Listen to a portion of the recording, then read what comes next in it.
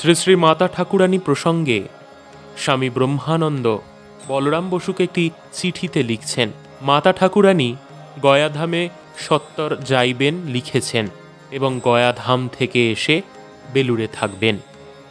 নিরঞ্জনের অত্যন্ত ভক্তি এবং শ্রদ্ধা মাতা ঠাকুরানীর উপর, এবং আমাদের সকলের উচিত তাহার সেবা করা এবং তাহার কোনো কষ্ট না হয় সেটা দেখা।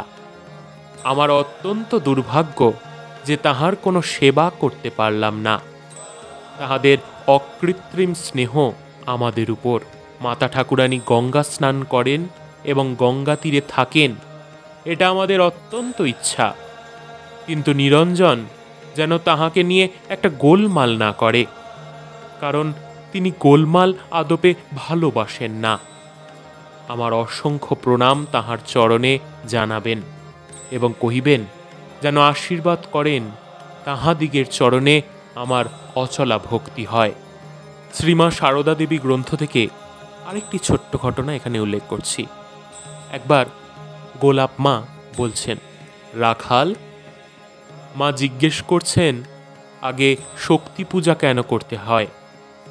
রাখাল মহারাজ অর্থাৎ স্বামী ব্রহ্মানন্দ বলছেন, মায়ের কাছে যে ব্রহ্মজ্ঞানের চাবি, মা কৃপা করে চাবি দিয়ে দৌড় না খুললে যে আর উপায় নেই।